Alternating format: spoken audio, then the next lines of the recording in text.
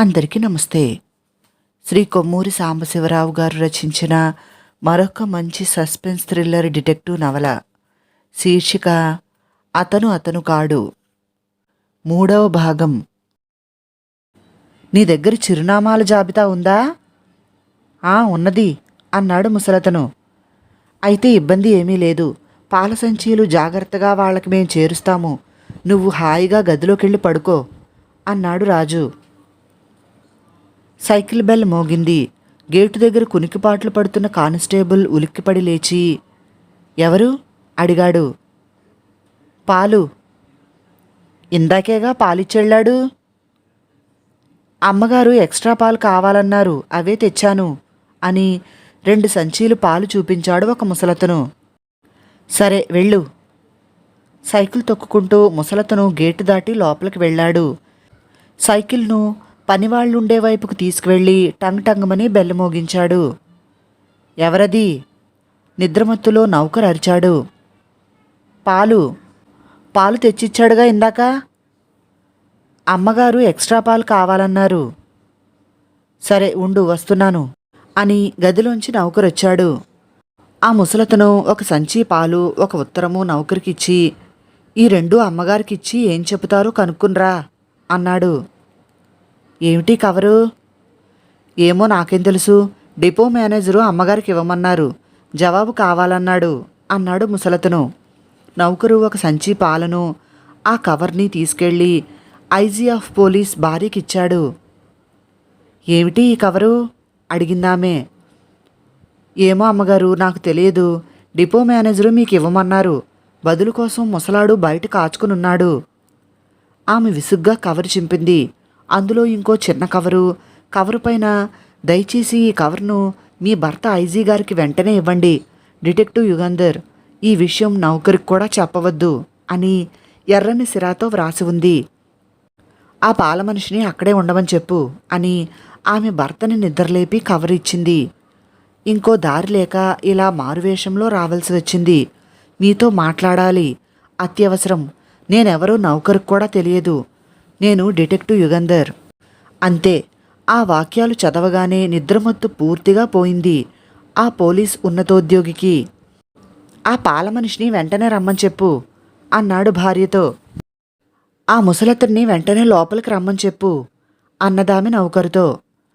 పాలు తెచ్చే ముసలవాడి వేషంలో ఉన్న యుగంధర్ రాగానే, ఏమిటి యుగంధర్, ఇంత తెల్లారే ఈ వేషం ఏమిటి అడిగాడు ఇన్స్పెక్టర్ జనరల్ ఆఫ్ పోలీస్. కష్టపడి 10 ఇళ్లలో పాలు సంచీలు పంచిపెట్టి 6 మైళ్ళు సైకిల్ తొక్కి వచ్చాను. దయచేసి ముందు ఒక కప్పు కాఫీ వేడిగా ఇస్తే తర్వాత చెబుతాను అన్నాడు యుగంధర్. క్షమించండి, ఇప్పుడే క్షణంలో తెస్తాను అని ఐజీ భార్య గదిలోంచి వెళ్ళిపోయింది. 5 నిమిషాలలో 2 వేడి కాఫీ కప్పులు తెచ్చిపెట్టి ఆమె వెళ్ళిపోయింది. చెప్పండి యుగంధర్ అన్నాడు ఐజీ. యుగంధర్ చెప్పడం ప్రారంభించాడు. తన రవి ప్రాణాన్ని కాపాడుకోవటానికి ఆ రోజు రాత్రే శత్రుదేశ గూఢచారులకి యురేనియం ఎప్పుడు వచ్చేది తను చెప్పేదలుచుకున్నదని సిబిఐ వాళ్ళకి ఎలా తెలిసింది? తన రవి ప్రాణాన్ని కాపాడుకోవటానికి తను దేశద్రోహానికి తలపెట్టడం నేరం, ఘోరమైన నేరం. కానీ తను ఇంకా ఆ నేరం చేయనేలేదు. నేరం చెయ్యాలనే ఆలోచన కలిగింది. నేరం చేయాలనే ఆలోచన రావటం కూడా చట్టప్రకారం నేరమా? ఏమో, ఏది ఆలోచించే శక్తి లేదు మనసుకి. ఏం జరుగుతుందో అది జరుగుతుంది. కారులో వెనక్కి జారగిలబడి కూర్చున్నది భార్గవి.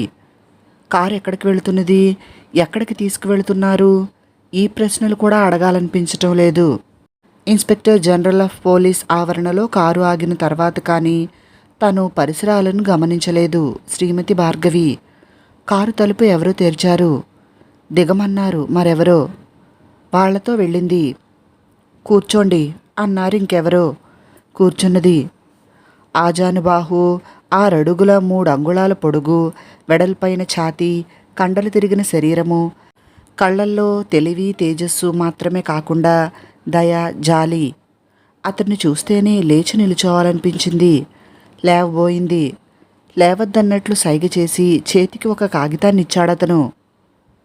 బిగ్గరగా చదవకండి, చదివిన తర్వాత కూడా దయచేసి మాట్లాడకండి, పక్కన గదిలోనికి వెళ్ళి మీ హ్యాండ్ బ్యాగు, వేలి ఉంగరాలు, మెళ్ళో గొలుసులు, లాకెట్, చేతి గడియారం, ఇంకా ఏవైనా ఆభరణాలు వస్తువులు ఉంటే వాటన్నింటినీ తీసేసి అక్కడే బల్ల మీద ఉన్న పెట్టెలో పెట్టి మూసేసి ఒకసారి చీర పూర్తిగా విప్పుకుని చీరకి కూడా ఏమైనా ఎలక్ట్రానిక్ మైక్రో డివైజెస్ ఉన్నాయేమో పరీక్ష చేసుకుని మీ వద్ద అటువంటిదేదీ లేదు అని బాగా నిశ్చయించుకున్న తర్వాత మళ్ళీ ఈ గదిలోనికి రండి.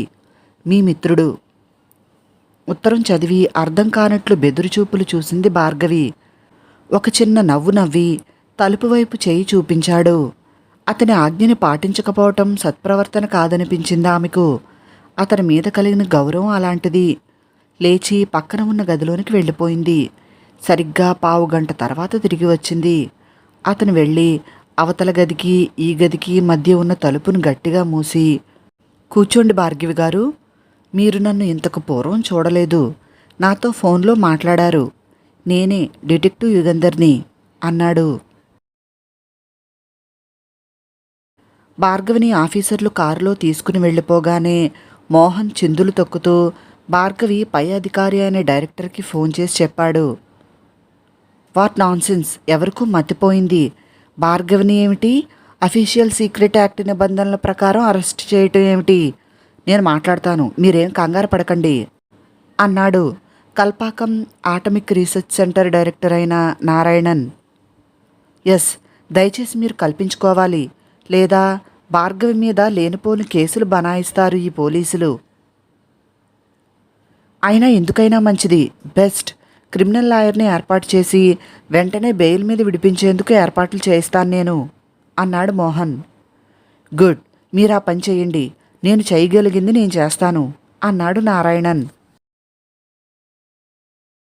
శ్రీమతి భార్గవి గారు, డాక్టర్ అనాలా అని నవ్వి, అఫీషియల్ సీక్రెట్ యాక్ట్ ప్రకారం మిమ్మల్ని అరెస్ట్ చేయటం ఇదంతా కేవలము నేను ఆడించిన నాటకం. మీ మీద ఏ విధమైన ఆరోపణ లేదు. నన్ను మీరు కలుసుకోవాలని కోరారు. మనం కలుసుకోకుండా ఎవరో చాలా ప్రయత్నం చేశారు. కలుసుకుంటే నా ప్రాణము మీ ప్రాణము తీస్తామని బెదిరించారు. ఇప్పుడు ఎవరికీ తెలియకుండా ఇక్కడికి వచ్చాను. నేను పోలీస్ యూనిఫామ్లో ఉన్నాను. నేను పోలీస్ అధికారిని కాను. శత్రువులు నన్ను గుర్తుపట్టకుండా ఉండేందుకే ఈ వేషం వేసుకున్నాను అన్నాడు యుగంధర్. ఒక పోలీస్ కానిస్టేబుల్ 2 కప్పులు కాఫీ తెచ్చి బల్ల మీద పెట్టి తలుపు మూసి వెళ్ళిపోయాడు. నేను ప్రైవేట్ డిటెక్టివ్ని. నాతో మీరు చెప్పే విషయాలన్నీ ప్రివిలేజ్డ్ కమ్యూనికేషన్స్. అంటే ఎటువంటి పరిస్థితుల్లోనూ నేను మీరు చెప్పే విషయాలు మీ అనుమతి లేనిదే ఎవ్వరికీ చెప్పకూడదు. చదువుకున్నవారు, ఇంకా వివరించి చెప్పవలసిన అవసరం లేదు. ఏ విషయంలో మీరు నా సహాయం కోరారో చెప్పండి, సంకోచించకండి అన్నాడు యుగంధర్. అంత దయతో ఆపేక్షతో మాట్లాడేసరికి తనకు తెలియకుండానే భార్గవి కళ్ళల్లో నీళ్లు నిండాయి. చీర కొంగుతో కళ్ళు తుడుచుకుని, ఎలా మొదలు పెట్టాలో నాకు అర్థం కావటం లేదు అన్నది. మొదట్నుంచి మొదలు పెట్టండి, అది సరైన పద్ధతి. రోజంతా వ్యవధి ఉంది. మీ వారు బెయిల్ కోసం ప్రయత్నిస్తారు. మనం సంభాషణ పూర్తయిన తర్వాత మిమ్మల్ని ఇంటికి పంపిస్తాను. మీకు ఎటువంటి ఆపద లేదని తోస్తే బెయిల్ మీద వదిలే ఏర్పాటు చేస్తాను. అది నాటకమే అన్నాడు యుగంధర్. యుగంధర్ గారు, వివరంగా చెప్పాలంటే నా కాలేజీ చదువు దగ్గర ప్రారంభించాలి అన్నది భార్గవి. అలాగే, అక్కడి నుంచే ప్రారంభించండి అన్నాడు యుగంధర్. భార్గవి చెప్పటం మొదలుపెట్టింది. నేను మద్రాసులో ప్రెసిడెన్సీ కాలేజీలో బీఎస్సీ చదివాను. మోహన్ నా క్లాస్మేట్. సామాన్యంగా 1, 2వ స్థానాలకి మేమిద్దరమే పోటీ పడేవాళ్ళం. ఆ పోటీ మా ఇద్దరి మధ్య వైరం కానీ అసూయ కానీ తీసుకురాలేదు. ఇద్దరి మధ్య ఆకర్షణ, అనురాగం, ఆప్యాయత ఏర్పడ్డాయి. బీఎస్సీ పూర్తి చేసిన తర్వాత మోహన్ ఉద్యోగం కోసం ప్రయత్నం ప్రారంభించాడు. నేను కూడా బీఎస్సీ మంచి మార్కులతో పాస్ అయ్యాను. నన్ను ఎంఎస్సీ చదివించాలని మా నాన్నగారు నిశ్చయించుకున్నారు. మోహన్కి అక్కా చెల్లెళ్ళు, అన్నదమ్ములు లేకపోయినా వాళ్ళ నాన్నకి ఒక ఉద్యోగం, నికరంగా నెలకి ఇంత సంపాదన అని లేకపోవటం వల్ల పై చదువులు చదవటానికి మోహన్కి అవకాశం లేకపోయింది.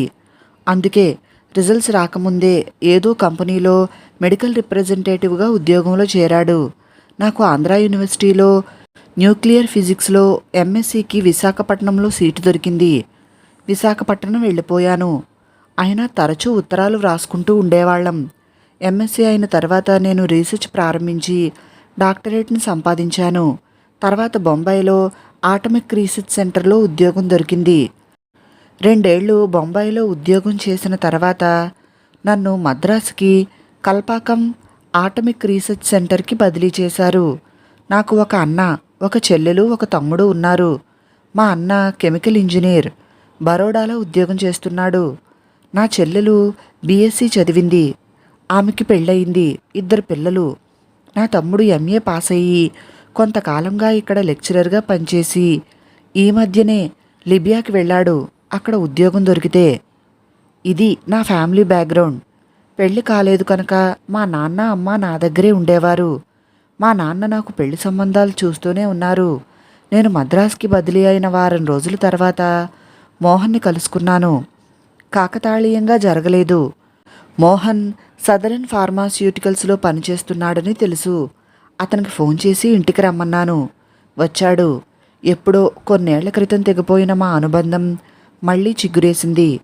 తను తక్కువ చదువుకున్నానని, ఉద్యోగం చిన్నదని, తన జీతం కూడా చాలా తక్కువ అని, మోహన్లో ఇన్ఫీరియారిటీ కాంప్లెక్స్ ఉండేది ప్రారంభంలో. ఒకళ్ళని ఒకళ్ళు అర్థం చేసుకుని ప్రేమించుకున్న తర్వాత ఈ తారతమ్యాలు సుఖజీవనానికి అడ్డురావని, తనకన్నా నేను ఏ విధంగానూ గొప్పదాన్ని అని అనుకోవటం లేదని, నాకు కలిగిన అవకాశం అతనికి కలిగి ఉంటే నాకన్నా గొప్ప చదువు చదివి పెద్ద ఉద్యోగంలో ఉండేవాడని అతనికి ఎన్నోసార్లు నచ్చచెప్పాను. నేను నిజం చెప్పాలంటే నేనే ఎక్కువగా బలవంతం చేశాను. పెళ్లికి ఒప్పించాను అన్నది శ్రీమతి భార్గవి. మీ వాళ్ళు ఒప్పుకున్నారా ఈ పెళ్లికి? అడిగాడు యుగంధర్. ఎందుకు ఒప్పుకుంటారు? ముఖ్యంగా మా నాన్నగారు మండిపడ్డారు, చిందులు తొక్కారు. విదేశాలకి వెళ్ళి వచ్చిన ఏ గొప్ప సైంటిస్టో నాకు భర్తగా దొరుకుతాడని, ఒక సామాన్య మెడికల్ రిప్రజెంటేటివ్ని, ఒక బీఎస్సీని పెళ్లి చేసుకోవటం తెలివి తక్కువ పని అని, బుద్ధిలేని పని అని చాలా తిట్టారు. చదువుకున్న సంస్కారము, ఉద్యోగం గొప్ప కన్నా పరస్పర అనురాగము, జీవితం కన్నా ప్రేమ ముఖ్యమని, మోహంతో తప్ప మరెవరితోనూ సుఖంగా ఉండలేనని, అతన్నే పెళ్లి చేసుకుంటానని నిశ్చయంగా మా నాన్నగారికి చెప్పేశాను. ఇక వాళ్ళు ఏం చేయలేకపోయారు. వాళ్ళ అయిష్టం వెళ్ళిబుచ్చేందుకు పెళ్లికి ముందుగానే అమ్మా నాన్న ఇద్దరూ మా అన్నయ్య ఇంటికి బరోడాకి వెళ్ళిపోయారు. వాళ్ళు అన్నయ్య దగ్గరికి వెళ్ళిన నెల రోజుల తర్వాత నేను మోహన్ రిజిస్టర్ పెళ్లి చేసుకున్నాము అని ఒక చిన్న నవ్వు నవ్వి, కాసిన్ని మంచినీళ్లు కావాలి అన్నదామే. యుగంధర్ తనే వెళ్ళి గదిలో ఒక మూల ఉన్న బల్ల మీద కూజాలోంచి మంచినీళ్లు గ్లాసులో పోసి తెచ్చి ఆమెకిచ్చి కూర్చుంటూ, అంటే మీ పెళ్ళికి మీ నాన్న మీ వాళ్ళు ఎవ్వరూ రాలేదన్నమాట. పోనీ ఆ తర్వాతైనా మీ వాళ్ళు రాజీపడ్డారా? అడిగాడు. లేదు, మా పెళ్ళికి నా స్నేహితులు, మోహన్ స్నేహితులే వచ్చారు. రిజిస్ట్రేషన్ అయిన తర్వాత హోటల్లో డిన్నర్ ఇచ్చాము. నాకు మోహన్ అంటే ఎంత ఇష్టమో అంతకన్నా 10 రెట్లు అతనికి నా మీద ప్రేమ. ఏనాడైనా నాకు తలనొప్పిగా ఉంటే ఆఫీస్కు సెలవు పెట్టి నా పక్కనే కూర్చునేవాడు. సామాన్యంగా నేను వచ్చిన తర్వాతే అతను ఇంటికి వచ్చేవాడు. ఇంటికి వచ్చినప్పటి నుంచి నేను ఏ గదిలో ఉంటే ఆ గదిలో పసిపిల్లాడు తల్లి కొంగు పట్టుకుని తిరిగినట్లు నా కూడా తిరిగేవాడు. నెలలో దాదాపు 10 రోజులు టూర్ మీద వెళ్ళేవాడు. టూర్ నుంచి వచ్చేనాడు వీలుంటే ముందు ఉత్తరం రాసేవాడు, లేకపోతే ట్రంకాల్ చేసి చెప్పేవాడు. టూర్ నుంచి రాగానే తలంటు పోయమనేవాడు. ఇలా మా ఇద్దరి దాంపత్యానికి సంబంధించిన వివరాలు, మా ఆనందం సంతోషం చెప్పుకుపోతూ ఉంటే రోజులు చాలవు. పెళ్ళైన 2 ఏళ్లకు మాకు కొడుకు పుట్టాడు. రవి అని పేరు పెట్టాము. అప్పటికీ మీ వాళ్ళు రాజీ పడలేదా? మనవణ్ణి చూడటానికి కూడా రాలేదా? అడిగాడు యుగంధర్. లేదు, ఉత్తరం రాస్తే జవాబు కూడా వ్రాయలేదు. అయితేనేం, మేము సృష్టించుకున్న అందమైన ప్రపంచంలో మా జీవితాలు ప్రతిరోజు ఒక పండగలా గడిచిపోతున్నాయి. నాకు త్వరగా ప్రమోషన్స్ వస్తున్నాయి. ప్రమోషన్ రావటానికి మోహన్కి అవకాశం లేదు. అతని కన్నా సీనియర్స్ చాలామంది ఉన్నారు ఆ కంపెనీలో. అయినా అది అతన్ని కానీ నన్ను కానీ ఇబ్బంది పెట్టలేదు. మా ఇద్దరి జీతాలు చాలు, డబ్బుకి ఇబ్బంది లేదు. రవికి 3 ఏళ్లు రాగానే స్కూల్లో చేర్పించాము. నేను మోహనో ఎవరు ముందు ఇంటికి వస్తే వాళ్ళు రవి స్కూల్కి వెళ్ళి ఇంటికి తీసుకుని వచ్చేసేవాళ్ళం. ఇలా సంవత్సరాలు గడిచిపోయాయి. రవికి 8 ఏళ్ళొచ్చాయి. తెలివైనవాడు, క్లాసులో ఎప్పుడూ మొదటి ర్యాంక్ అని నిట్టూర్చింది భార్గవి. అప్రయత్నంగా కళ్ళల్లో నిండిన నీళ్లని మళ్ళీ చీర కొంగుతో తుడుచుకున్నది భార్గవి. చాలా అదృష్టవంతురాలివన్నమాట. మంచి ఉద్యోగం, ఉత్తముడైన భర్త, తెలివైన కొడుకు, అంతకన్నా ఏం కావాలి అన్నాడు యుగంధర్. అవును, నా ఆనందాన్ని నా సంతోషాన్ని తలుచుకుని నాకే ఒక్కొక్కప్పుడు భయం వేసేది. భగవంతుడికి కూడా ఈర్ష్య కలిగి ఏ ఆపద ఎవరికి కలుగుతుందో, మా ఆనందానికి ఏ క్షణం విఘాతం కలుగుతుందో అని నేనే భయపడేదాన్ని. అలా భయపడటానికి ఆధారాలు ఏమైనా ఉండేవా అడిగాడు యుగంధర్. అబ్బే, సూచనకు కూడా అటువంటి ఆధారాలేమీ లేవు. కానీ కానీ అడిగాడు యుగంధర్. క్షణం ఆగండి, మిమ్మల్ని కన్ఫ్యూజ్ చేయకుండా చెప్పాలి మీకు అర్థమయ్యేటట్లు అని 5 నిమిషాలు మౌనంగా ఉండి తర్వాత ఒక నిట్టూర్పు వదిలి 2 నెలల క్రితం యథాప్రకారం మోహన్ కంపెనీ పని మీద టూర్కి వెళ్ళాడు. ముందే చెప్పాడు అది చాలా పెద్ద టూర్ అని. 3 జిల్లాల్లో డాక్టర్లని, మందుల షాపుల వాళ్ళని కలుసుకోవాలని, దాదాపు 20 రోజుల పైన పట్టవచ్చునని. మా ఇద్దరి మధ్య ఎన్నడైనా ఘర్షణ అని జరిగితే అది అతని ఉద్యోగం గురించే జరిగేది. అడపాదడపా టూర్ చేసి ఆరోగ్యం చెడిపోయే ఆ ఉద్యోగం మానేసి ఇంకేదైనా మంచి ఉద్యోగంలో చేరమని చెప్పేదాన్ని నేను. అన్నేళ్లు సర్వీసు ఉన్న ఉద్యోగం మానటం తనకి ఇష్టం లేదని, ఇంకొక 2-3 ఏళ్లలో ఎగ్జిక్యూటివ్ ఉద్యోగం ఇస్తారని, అప్పుడు ఇంక టూర్కి వెళ్ళవలసిన అవసరం ఉండదని చెప్పేవాడు. అతను ఆ రోజు టూర్ మీద వెళ్తున్నప్పుడు మళ్ళీ మా ఇద్దరికీ అదే వాదన జరిగింది.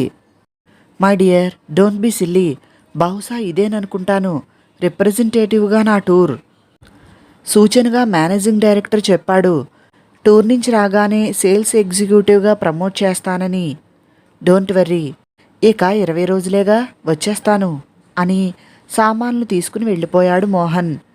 22 రోజులైనా రాకపోయేసరికి నాకు కాస్త కంగారు కలిగి వాళ్ళ ఆఫీస్కి ఫోన్ చేసి అడిగాను. అనుకున్న ప్రకారం ప్రోగ్రాం పూర్తి కాలేదని, 2 రోజుల క్రితం మోహన్ నుంచి రిపోర్టు వచ్చిందని, ఇంకొక 4-5 రోజుల్లో వస్తాడని చెప్పారు వాళ్ళు. టూర్ మీద వెళ్ళిన తర్వాత మీ వారు మీకు ఉత్తరమేమీ రాయలేదా అడిగాడు యుగంధర్. వారానికి ఒక ఉత్తరం చొప్పున వ్రాసాడు. ప్రత్యేకంగా విశేషాలు ఏమీ వ్రాయలేదు. తన ఆరోగ్యం బాగున్నదని, రవిని జాగ్రత్తగా చూసుకోమని, నా ఆరోగ్యం కూడా జాగ్రత్త అని. అంతే. ఉత్తరం వచ్చి 1 వారం రోజులైంది. అందువల్ల మళ్ళీ ఆఫీస్కి ఫోన్ చేశాను. తర్వాత అడిగాడు యుగంధర్. ఆ వేళ పొద్దున్న మబ్బు పట్టింది. 2 రోజుల పాటు భారీగా వర్షం కురుస్తున్నదని, తుఫాను కూడా రావచ్చునని ఆ రోజు పొద్దున్నే రేడియోలో చెప్పారు. రవిని స్కూల్లో దింపి నేను తిరిగి వచ్చేంతవరకు స్కూల్ బిల్డింగ్లోంచి బయటికి రావద్దని చెప్పి నేను ఆఫీస్కి వెళ్ళిపోయాను. నా కారు నేనే డ్రైవ్ చేసుకుంటాను. నిజం చెప్పాలంటే ఆ సాయంకాలం ఆఫీస్ నుంచి ఇంటికి డ్రైవ్ చేయటం చాలా కష్టమైంది. వైపర్స్ పనిచేస్తున్నా వాన అంత జోరుగా కురుస్తోంది. ఏమీ కనిపించటం లేదు. ఎలాగో నెమ్మదిగా కష్టపడి స్కూలు వరకు చేరుకున్నాను. పోర్టుకోలో కారు ఆపగానే రవి వచ్చి కారెక్కాడు. మొత్తానికి తడవకుండా ఇద్దరం ఇంటికి చేరుకున్నాం. టీవీలో ఇంగ్లీష్లో న్యూస్ విన్న తర్వాత భోజనానికి లేచాము. మీ ఇంట్లో వంట మనిషి ఉందా అడిగాడు యుగంధర్. లేదు, నేనే వంట చేసుకుంటాను. సాయంకాలం ఆఫీస్ నుంచి రాగానే వంట ముగించేశాను. టీవీలో ఇంగ్లీష్ న్యూస్ రాత్రి 9:45 నుంచి 10 గంటల వరకు కదూ. చిన్నపిల్లాడు రవి అంతవరకు మెలకువగా అన్నం తినకుండా ఉంటాడా అడిగాడు యుగంధర్. సామాన్యంగా 8 గంటలకల్లా అన్నం తిని పడుకుంటాడు. మర్నాడు స్కూల్ లేదు. అందువల్లే నాతో కలిసి తినాలని కాచుకునున్నాడు. That is all right. మధ్య మధ్య సందేహాలు కలిగితే అడుగుతూ ఉంటాను, చాలా చిన్నవైనా సరే అన్నాడు యుగంధర్ నవ్వుతూ. ఆమె తిరిగి నవ్వలేదు. చాలా సీరియస్గా బల్ల మీద ఉన్న పేపర్ వెయిట్ అటూ ఇటూ జరుపుతూ టీవీ ఆఫ్ చేశాను. కుర్చీలోంచి లేచాను. అప్పుడే మెట్ల మీద అడుగులు చప్పుడు వినిపించింది. ఎవరు వచ్చారో తెలుసు. బయట వాళ్ళు ఎవరూ ఇంట్లోనికి ఆ రాత్రి సమయంలో రాలేరు. బయట వాచ్మెన్ ఉన్నాడు. ఆ విషయం రవికి కూడా తెలుసు. అమ్మా, నాన్న అంటున్నాడు. ఇద్దరం గదిలోంచి బయటికి వెళ్ళాం. మోహన్ మెట్లెక్కి వస్తున్నాడు. ముద్దగా తడిసిపోయి ఉన్నాడు. బట్టల నుంచి తల మీద నుంచి నీళ్లు కారుతున్నాయి. సారీ డియర్, గదిలో తివాచీ చెడగొట్టడం దేనికి? పక్క గదిలోనికి వెళ్ళి బట్టలు మార్చుకుంటాను. బీరువాలోంచి పంచా అవి ఇయ్యి అన్నాడు నవ్వుతూ. ఈ రాత్రి ఈ వానలో ఇలా తడిసి ముద్దయి రాకపోతేనేం? పొద్దున వరకు కాచుకుని ఉండలేకపోయావా? లేకపోతే స్టేషన్ నుంచో బస్టాండ్ నుంచో దేంట్లో వచ్చావో అక్కడి నుంచి కారు తీసుకున్నామని నాకు ఫోన్ చేయలేకపోయావా అడిగాను. ఏమిటి, ఈ సైక్లోన్లో నిన్ను కారు తీసుకుని రమ్మని ఫోన్ చేయనా? స్టూపిడ్. డార్లింగ్, పొడి బట్టలు ఇయ్యి. క్షణంలో తువాలు పొడిబట్టలు బీర్వాలోంచి తీసుకుని వచ్చి, కమిన్ డియర్, తల తుడుస్తాను అన్నాను. నోనో, చాలా ఘోరమైన జలుబు 2 రోజుల నుంచి. దగ్గరికి వచ్చావో జలుబు మరుక్షణం నీకు అంటుకుంటుంది. నువ్వు రవి ఇద్దరూ నాకు కాస్త దూరంగా ఉండండి. ఆ బట్టలు ఇలా ఎగరేయి అన్నాడు. కథ కొనసాగుతుంది. తర్వాత ఏం జరిగిందో వచ్చే భాగంలో తెలుసుకుందాం. విన్నందుకు అందరికీ చాలా చాలా థ్యాంక్స్. నచ్చితే వీడియోని లైక్ చేసి నా ఛానల్ను సబ్స్క్రైబ్ చేసుకోండి ప్లీజ్. మరిన్ని కథలు నవలల కోసం డిస్క్రిప్షన్లో మరియు కమెంట్ బాక్స్లో ప్లేలిస్ట్ లింక్స్ ఉన్నాయి, ఒకసారి చూడండి. ధన్యవాదములు. మీ ప్రసన్న.